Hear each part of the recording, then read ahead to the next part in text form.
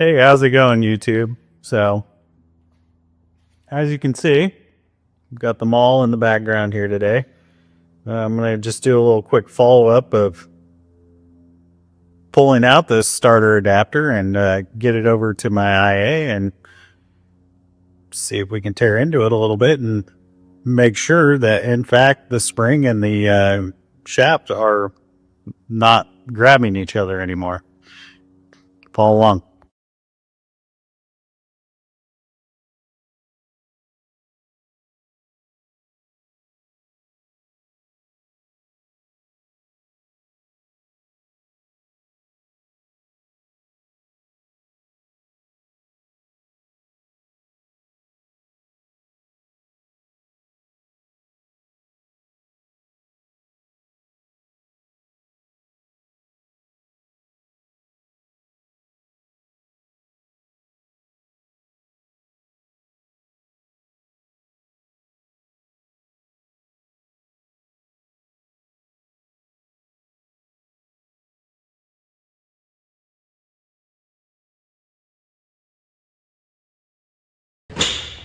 Now, I know a lot of people like to use sockets and stuff for this.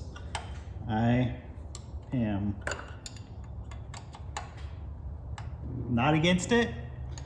I just managed to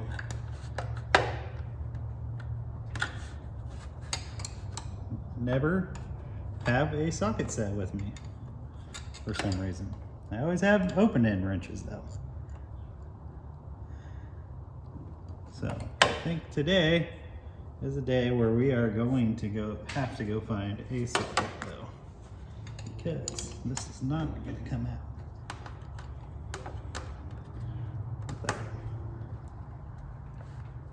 guess it depends on how desperate you are.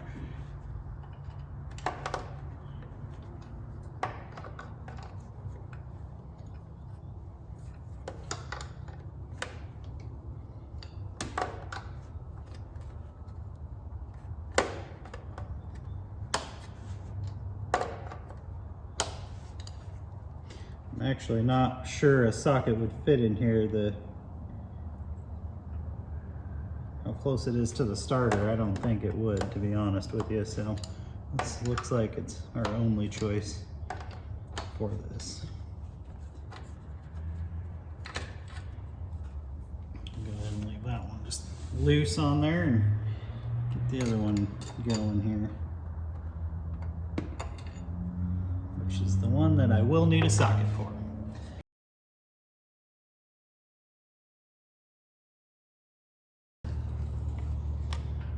Okay, got us a starter. So another thing I did hear about these, I'm not 100% sure if it's correct or not, but if you can turn it by hand,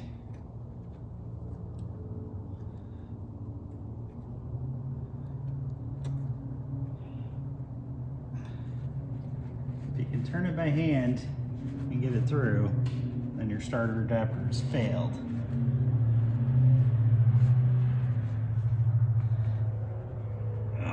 That's as far as I can get it. It's not very far, so.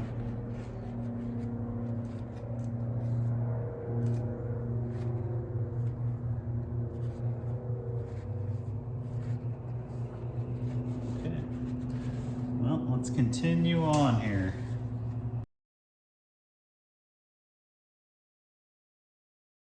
Boy, I was hoping since I had that recently off that it would come off a little bit easier, but it looks like it's not going to, so I might pull off this other side.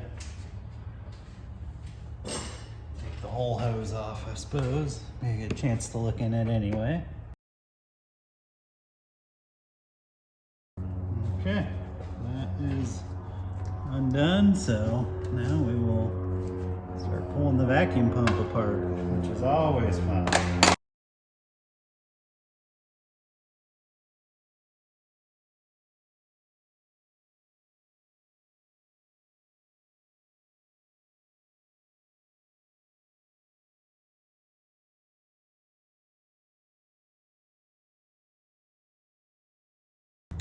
These things are puzzles. very expensive puzzles.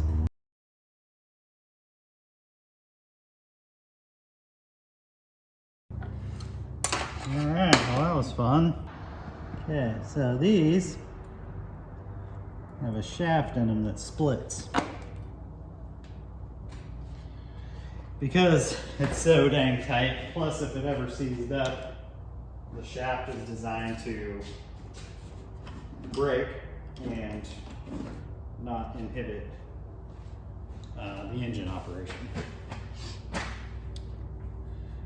So sometimes getting these two worked apart can be fun though.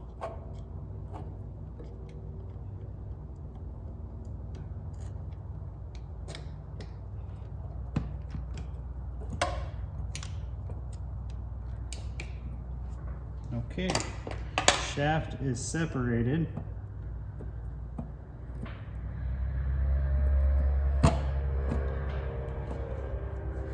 Which I'll try to get a little better picture of this for you.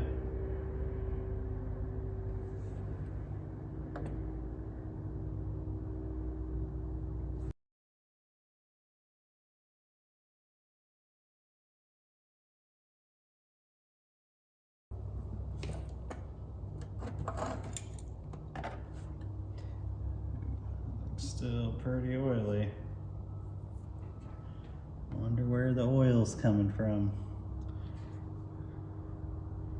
It should have a new seal in there because I put it in. I guess it doesn't look oily on the plate itself per se here, except for where I've touched it. So anyway, I guess we'll keep chasing that issue. All right, so now we're down to the starter adapter itself. So go ahead and get this thing off of here. It's 1, 2, 4, 5 bolts, and then we'll be into the starter adapter.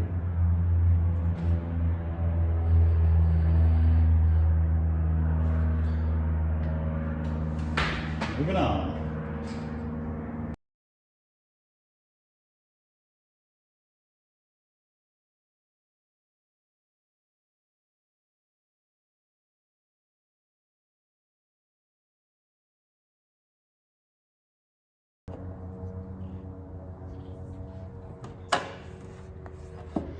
So I'm really trying hard to do this, pulling the minimal amount of stuff apart. Just see if this works here. Up somewhere.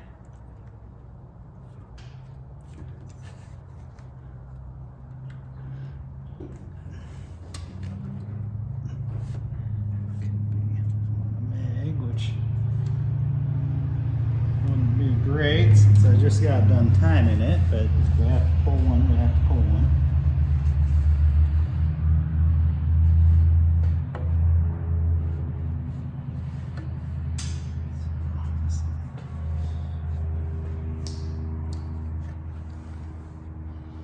It's pretty tight.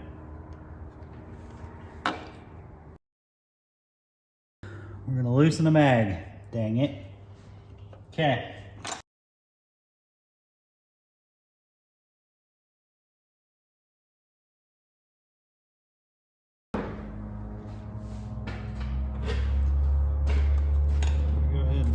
Twist it out of the way. And try this again. What was the issue?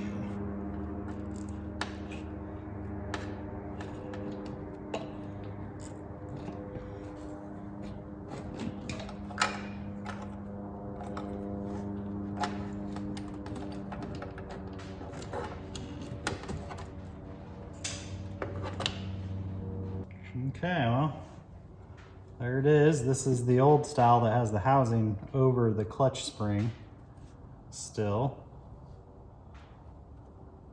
So Oop. Let's get this up and cleaned up.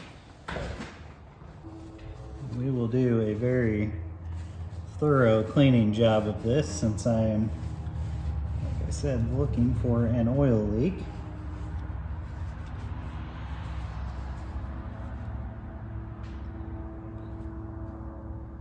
This engine has some sludge in it. So we'll look at what we can see in here as well. Can safety wired.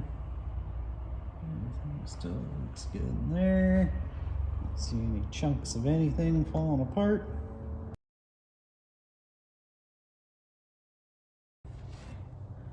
I'll definitely be cleaning this up real good. And I do have a new gasket for the starter adapter, so once we're in it, we'll replace it. Plus, I think that's a legality anyway, so.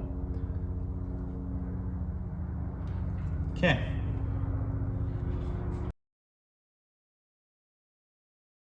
Okay, I've always been taught that things that need attention should have blue tape put on them, so.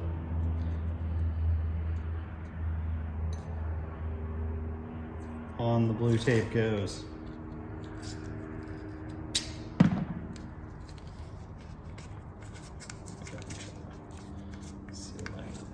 Just a little bit. All right, so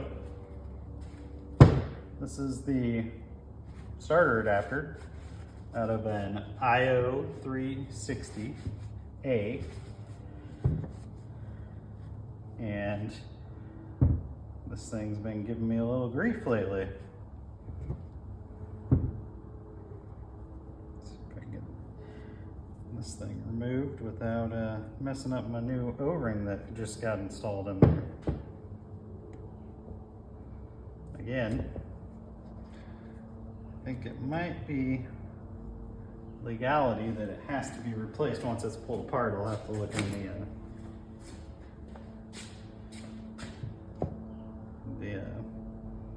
manual when I get home tonight.